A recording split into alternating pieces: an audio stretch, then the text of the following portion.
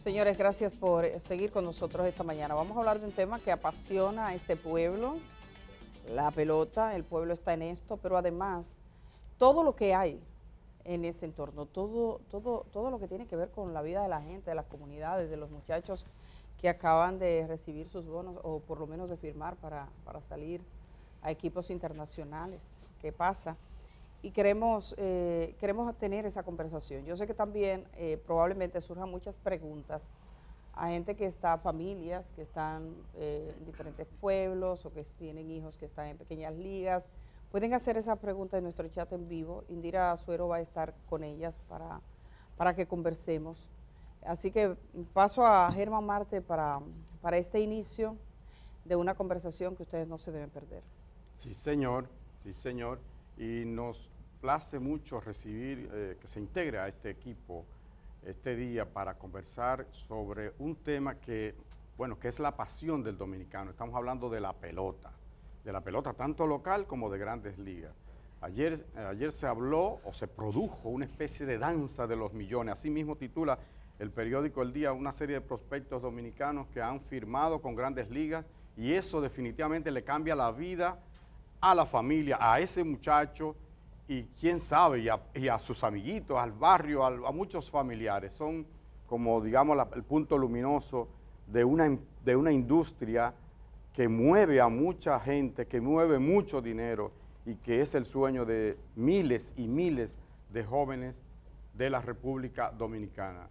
Por eso hemos invitado a Juan Mercado. Él es periodista deportivo del periódico El Día, y durante muchos años fue el director de operaciones, fue el gerente general del equipo de los Gigantes del Cibao. Actualmente es el director de operaciones del equipo dominicano que participará en el Clásico Mundial que se va a celebrar próximamente, en marzo. Pero antes de hablar de esa parte, de lo que tiene que ver con la danza de los millones, con la firma de los prospectos, de ese potencial que tiene República Dominicana en las grandes ligas, queremos saber que el mercado no haga un balance, que no haga una proyección de qué va a pasar en este campeonato, en estas finales ya del béisbol invernal en la República Dominicana, pactado a 4 de 7 juegos. Bienvenido, Juan Mercado, aquí al Día. Saludos, Germán, saludos, Edith. Muy buenas, muchas gracias por la oportunidad que me brinda de compartir con todos sus televidentes. De verdad que el béisbol es el deporte que nos apasiona. Estamos en un gran momento para lo que es este manejo en cuanto a lo que es la serie final, es decir, la culminación de un torneo súper exitoso, una vez más, que monta la Liga de Béisbol Profesional del país. Los equipos Tigres del Licey y Estrellas Orientales están enfrentados en una final, en la cual desde el primer día nosotros consideramos que es una final que va a ser muy pareja, es una final de momentum. Recuerden que ambos equipos, cuando llegaron a esta etapa, venían enrachados, las Estrellas con 5 triunfos, los Tigres con 4.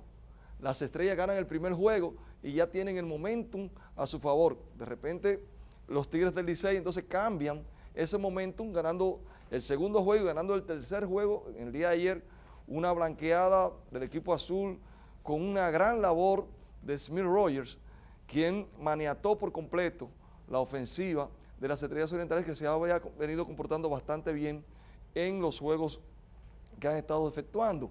Hay que ver ahora qué va a suceder mañana con ese cuarto partido.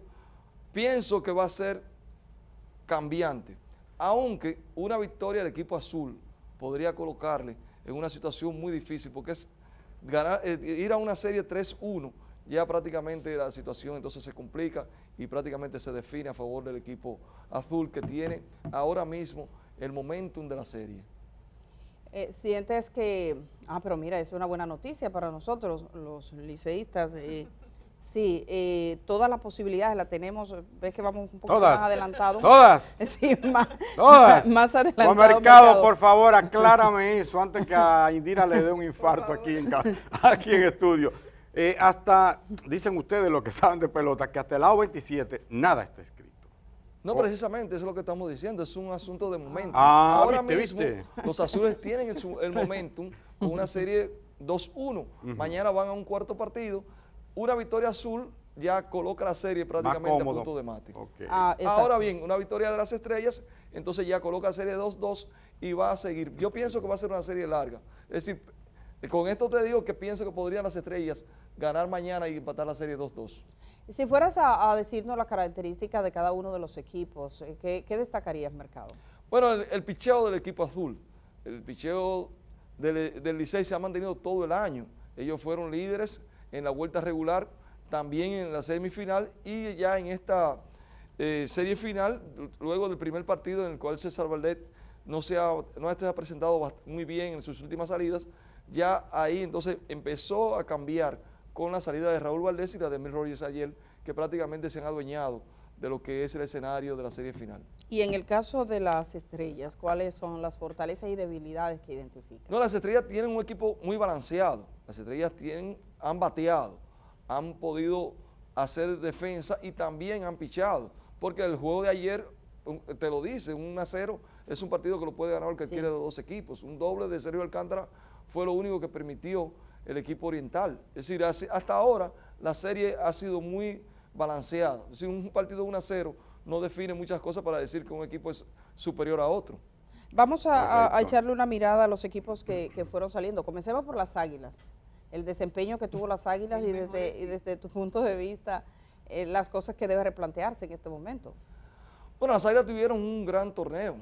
Las Águilas dominaron prácticamente la primera etapa. Fue el equipo que primero llegó a 25 triunfos.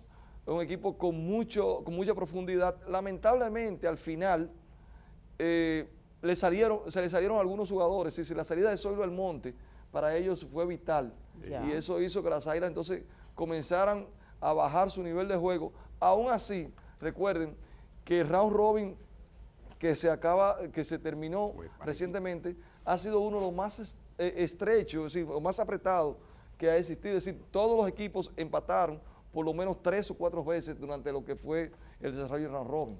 Sí. Mercado, bueno, sí. No, iba con otro equipo, pero sí, para terminar con los equipos, vamos a echarle un vistazo a cada uno de los equipos. Miremos los Gigantes, ¿qué nos dicen los Gigantes? Bueno, los Gigantes, el equipo de los últimos años, un equipo que ha participado en 2 series finales, ganando una. Recuerden que en la primera se quedaron a un partido de ganarle a las Águilas Cibaeñas.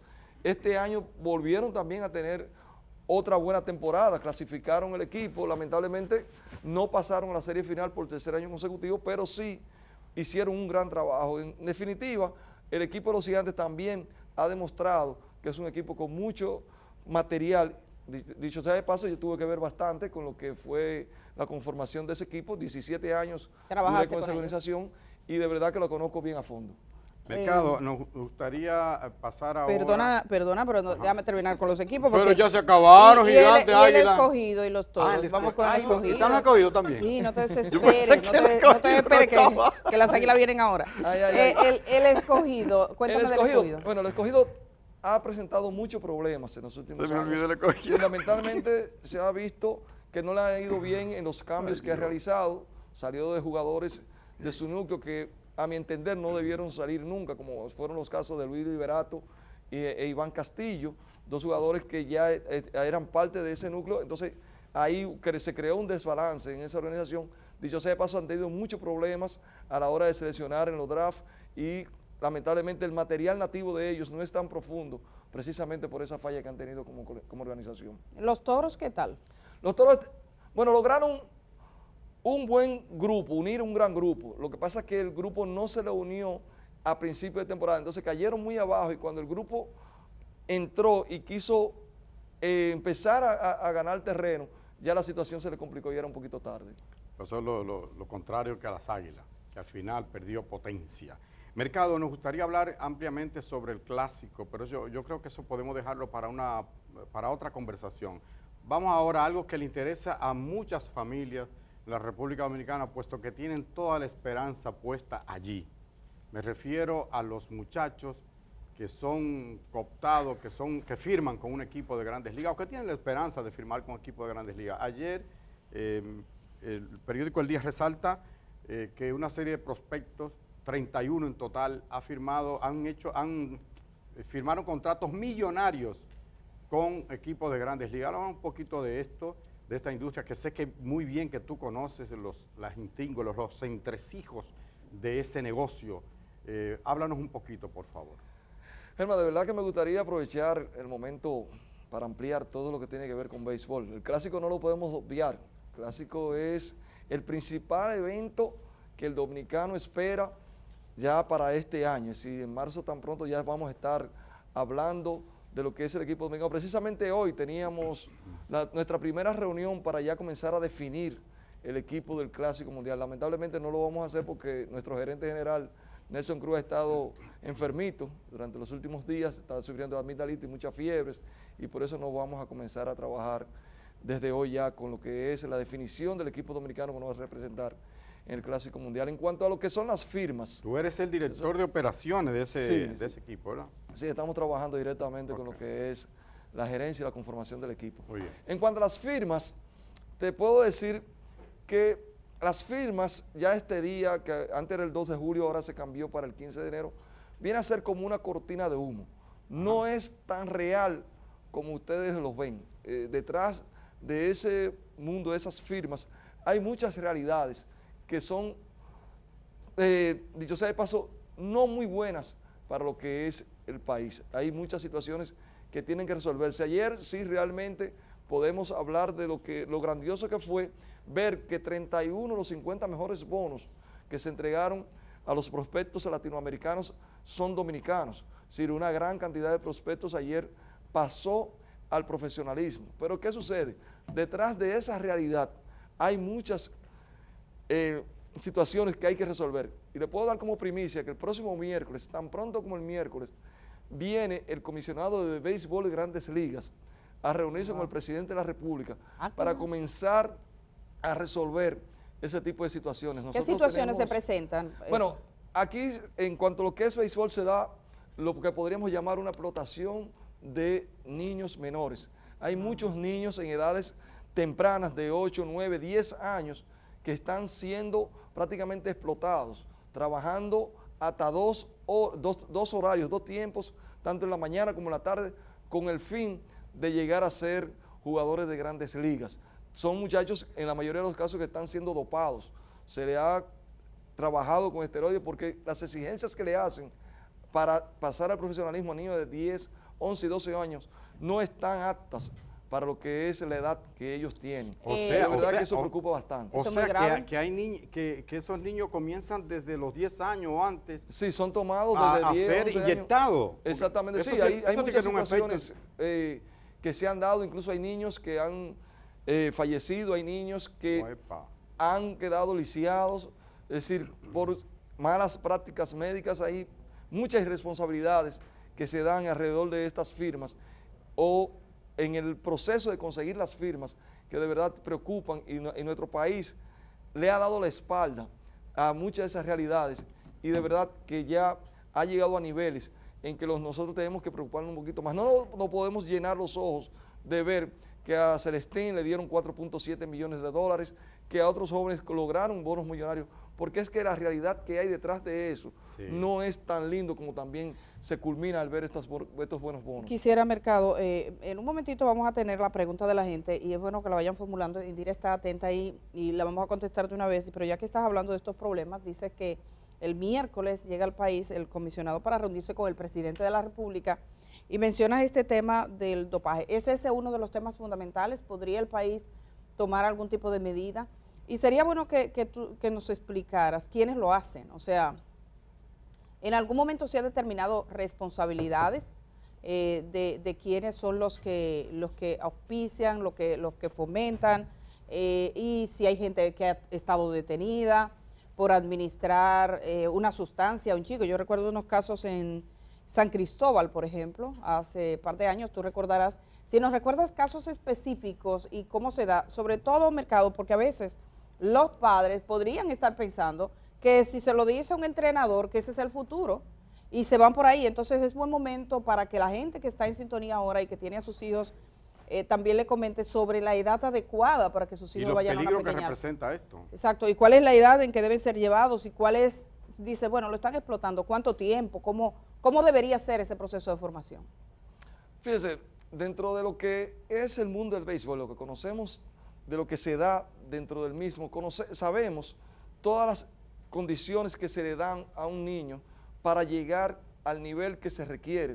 Es decir, hay firmas de 12, 13 años ya amarrados, niños que no realmente en situación normal no pudieran hacerlo, sino es porque están administrándole sustancias. ¿Quiénes le administran esa sustancia? Lógicamente, quienes los tienen, que son los entrenadores.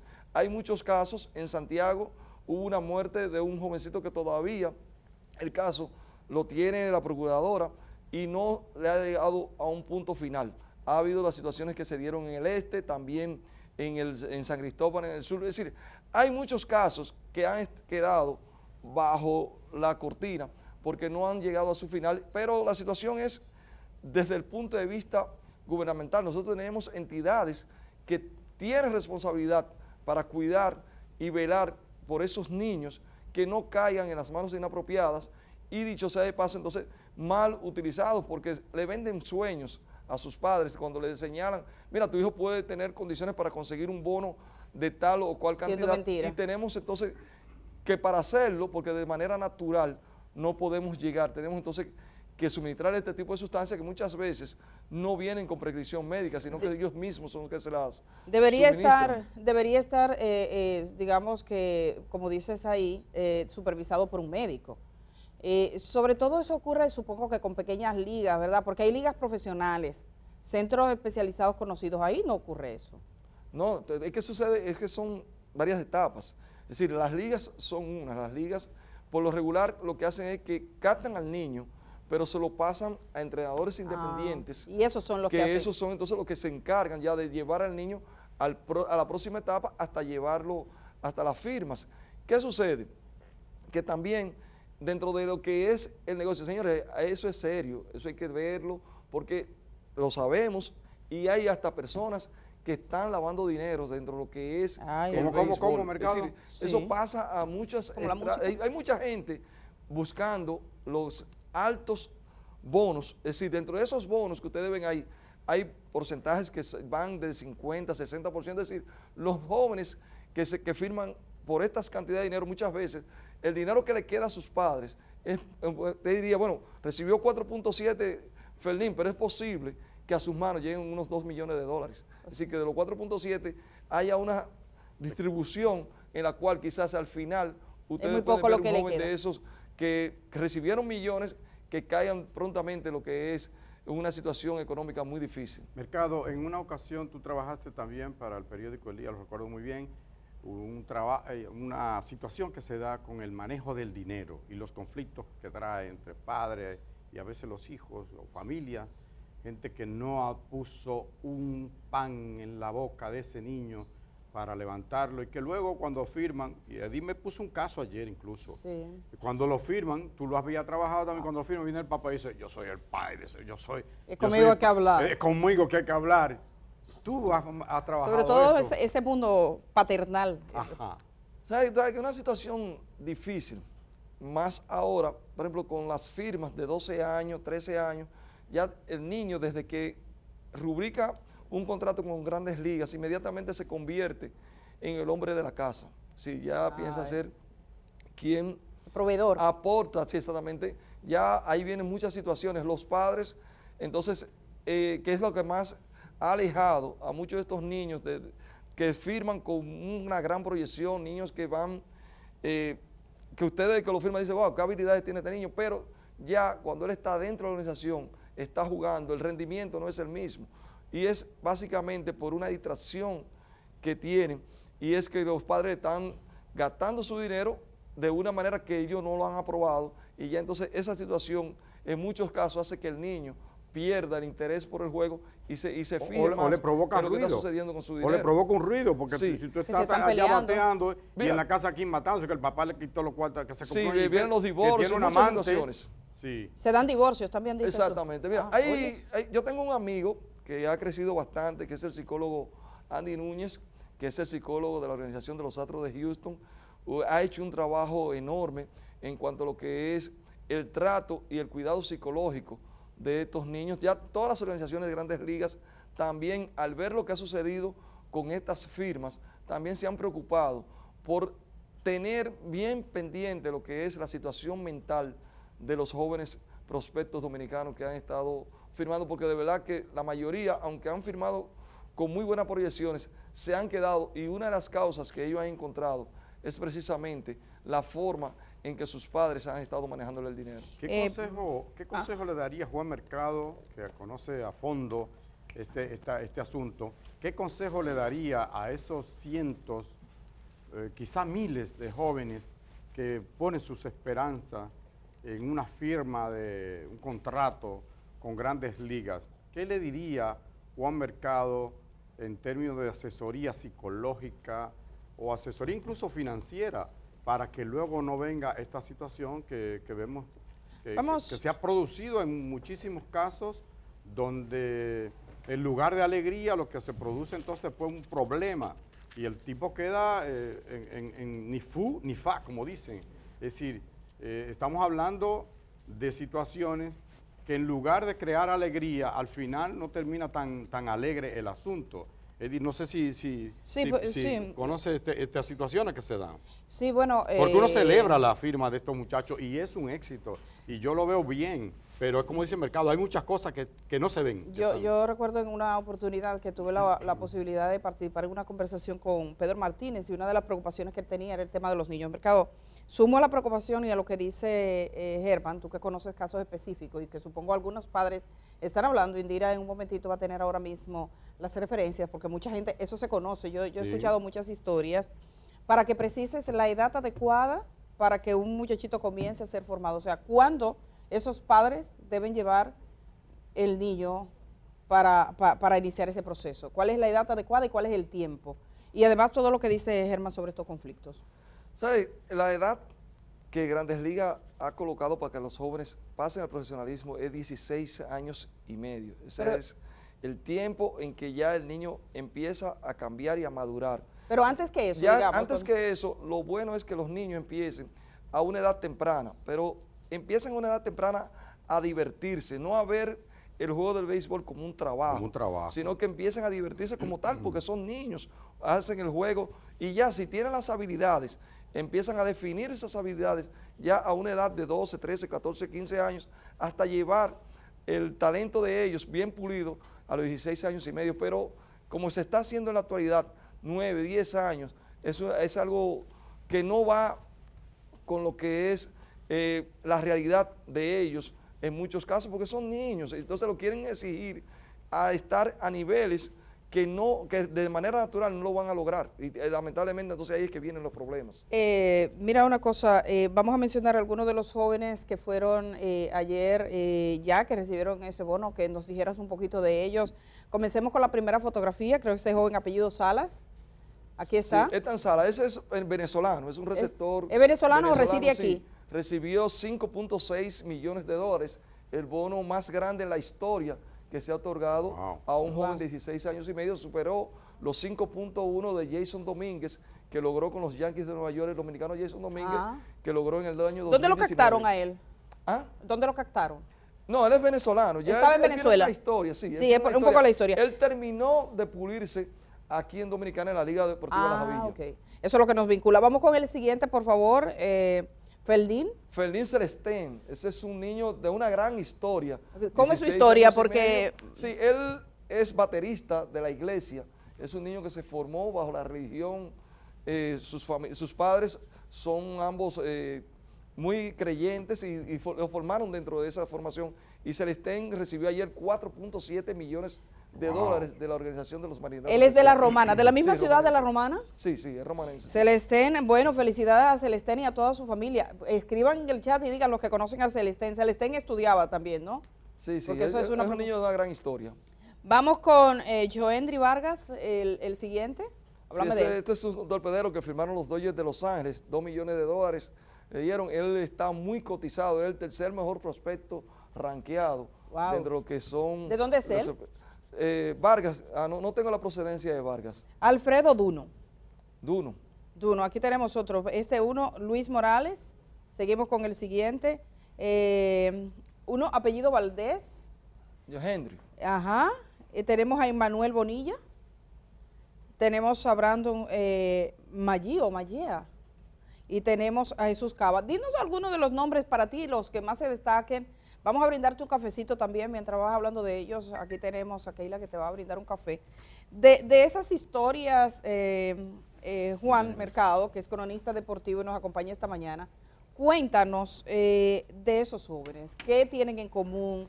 ¿De qué ligas salen? Porque supongo que eso es como cuando una liga determinada recibe un grupo de firmas, se destaca, dice, mira, esa es buena. ¿Cómo opera todo eso? ¿Y cómo es que realmente no son ligas, ya estos son programas de formación de prospectos. Es decir, en el caso de Ferlín viene de GD Osuna. Sí, son programas porque precisamente, como le decía en principio, ya el béisbol va por estaciones.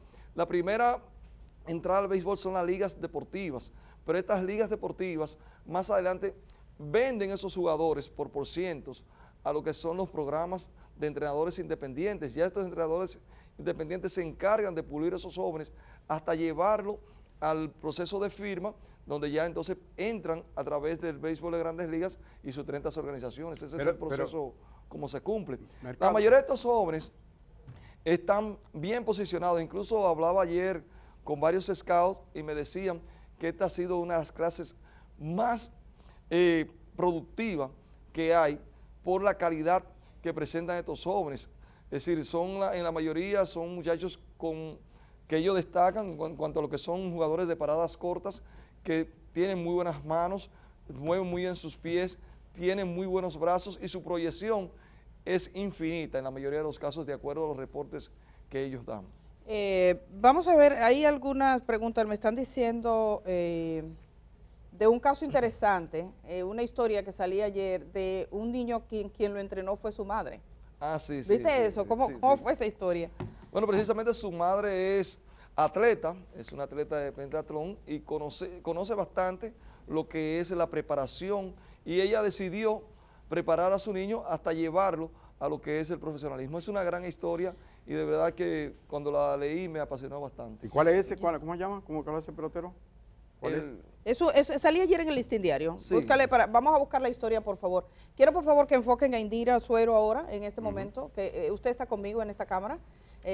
Utiliza aquella, por favor, para que vaya con Indira. Indira tiene las preguntas que está formulando la gente a esta hora de la mañana. Le estamos pidiendo que participen. En lo que vamos con Indira, Mercado, sí me gustaría saber el Estado como regulador, lo que se podría esperar, qué podría salir de esa reunión del próximo miércoles que dice tendrá el presidente, o sea, ¿a qué se aspira? ¿Qué tipo de regulaciones?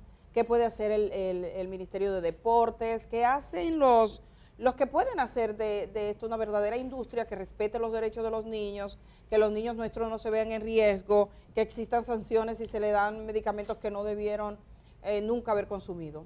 Bueno, precisamente ese es uno de los temas que nosotros hemos dado más seguimiento en los últimos años.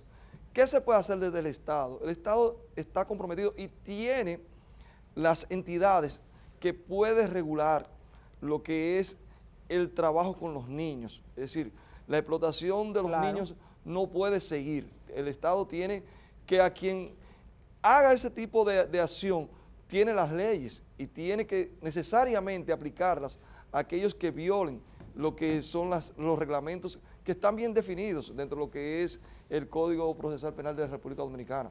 Lo mismo en el caso de Grandes Ligas, que es la parte que quizás va a tratar más el señor Manfred con el presidente, y es el hecho de que le apoyen para ellos también colocar sanciones a sus representantes, porque realmente yo he hablado con varios entrenadores y dicen, yo tengo que tener los niños desde edades tempranas porque precisamente ellos me lo exigen así. Esa es la edad de que ellos me lo están comprando. Y hay scouts que me dicen, yo no quisiera acordar un muchacho de 12 ni 13 años, porque saben que realmente es un riesgo demasiado alto, pero si todos lo están haciendo, yo también tengo que subirme sobre la ola, no puedo quedarme atrás, aunque no esté de acuerdo con esas situaciones. Pero realmente nosotros como país tenemos que crear las condiciones para que eso no siga, porque de verdad ustedes no se imaginan la cantidad de niños que están siendo, se les ha colocado esteroides y los daños que ellos van a tener en un futuro muy cercano. De verdad que es algo que nosotros todos como país deberíamos de verlos y tratarlo para que no se siga dando y que los niños lleguen a una edad que es la permitida de 16 años y medio para que tengan oportunidad de verlo. Incluso, mira qué pasa dentro de esto muchas veces. Ajá. Un niño de 12 años es amarrado por una organización y se ha dado bastante. ¿Qué sucede? Que cuando hay un pacto entre una asociación de grandes ligas y un entrenador, el entrenador inmediatamente retira el niño del mercado. Ahora, ¿qué sucede? Que luego el niño, por la razón que sea, pierde las condiciones que ellos proyectaron y cuando llega a los 16 años y medio, la organización se retira. La organización dice, ya no quiero ese producto porque no llegó al nivel que nosotros esperábamos. Entonces, ¿qué ha sucedido con eso?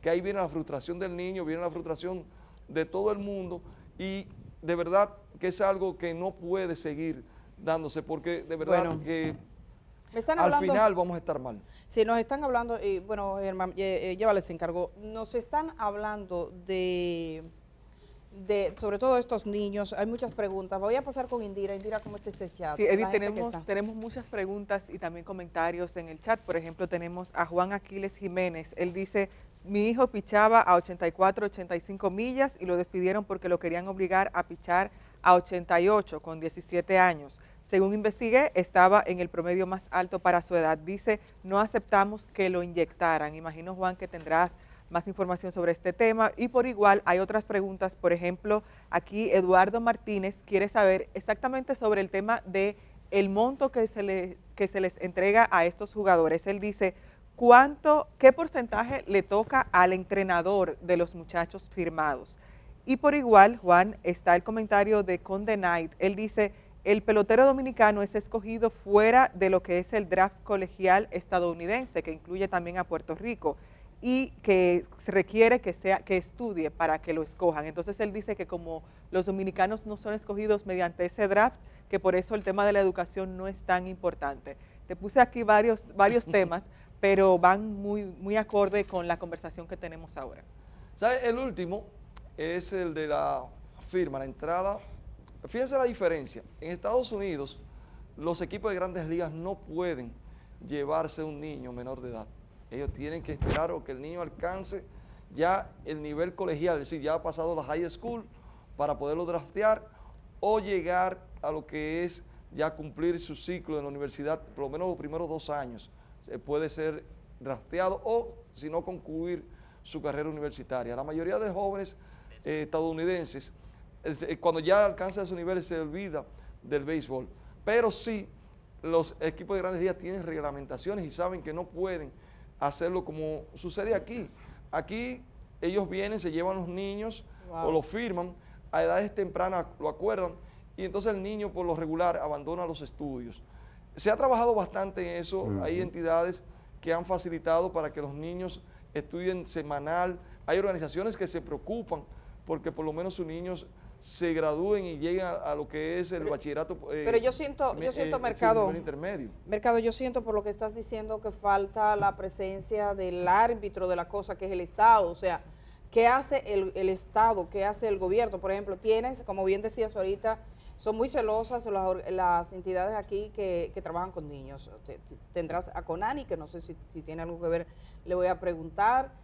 Tienes al Ministerio de Deportes. Entonces, el Estado tiene que tener regulaciones claras, incluso salud pública, con el tema de los esteroides y todo eso. Me parece como que luce que eso está dependiendo de la voluntad del entrenador, de la suerte de con quien te encuentres, es lo que nos está diciendo básicamente. Así mismo es. Es una pena. Realmente el Estado ha puesto muy poco interés en corregir esas situaciones, solamente se interesan cuando hay un caso grande, como el caso de Santiago, cuando que murió el niño, o cuando sucede algo como en el este, cuando le estaban poniendo caballín, es decir, que una de las entidades internacionales se interesa. Bueno, es un esteroide que se utiliza para animales. Y para se caballos. Ay, Dios mío, se lo pone a niños, odio. ¿Y qué consecuencia tiene en la salud de esos niños? Bueno, imagínate, un esteroide anabolizante que es para animales y tú se lo coloques a un jovencito. Ya eso es un crimen. Debería, no hay nadie preso por ese tipo de práctica, Juan. No, de verdad que no.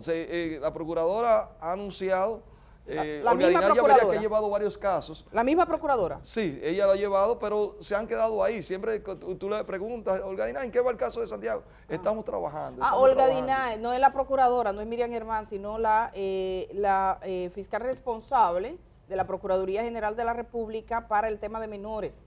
Olga Dinay es la directora de ese departamento, entonces lo que estás diciendo es que se le pregunta y que no pasa nada. No, hasta ahora. siempre estamos trabajando. Es decir, pero el Estamos caso no ha trabajando, llegado, han aunque no pasado nos 2 años y no ha escuche. llegado a su final. ¿Y cuánto tiempo tienen trabajando? El caso más antiguo que tú recuerdas que has estado preguntando que haya ocurrido? Ese mismo es el de Santiago. El de Santiago, ese ¿cuánto caso ya tiempo tiene? tiene? 2 o 3 años y no ha ¿Y llegado a nada? conclusión. Bueno, sería importante, Germán, vamos contigo para que vayas cerrando ya entonces esta jornada. Yo creo que es una conversación importante con Juan Mercado y de aquí, Juan, nos quedan muchas preocupaciones, incluyendo esa que dices.